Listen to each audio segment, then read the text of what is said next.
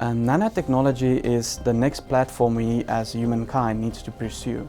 We can evolve technology we have today to the next level, the next generation technology, and create products that will succeed what we have today, such as smarter cell phones, smarter televisions, smarter sensors for industry and at home, and where you can use where every person can use it.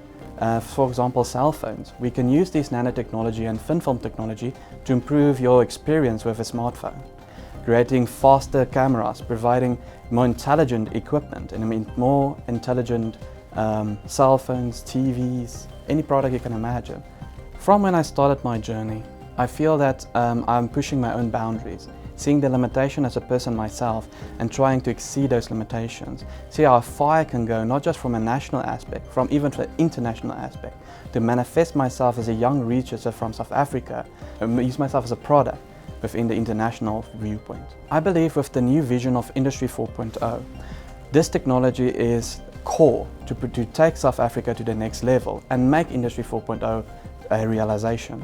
This can create new technologies, especially in the nano platform, to create superconductors, flexible electronics, solar cells, and unimaginable new innovations. Rather saying new innovations that was previously unattainable is now attainable due to nanotechnology. The research objective is to manifest a nanotechnology research group in South Africa and see that we can produce nanotechnology equipment from the African continent. And I think that is what our viewpoint was, to create new technologies from Africa, not just from the key players such as America, China and Europe, but bring Africa to the platform as well. The final outcomes would be new type of nanomaterials and nanostructures, as well to be utilized in daily appliances and industrial appliances, such as biomembranes to purify water, create new solar cells that are more efficient, creating superconductors to reduce heat loss through equipment, and flexible solar cells such as the upcoming cell phones that are all flexible.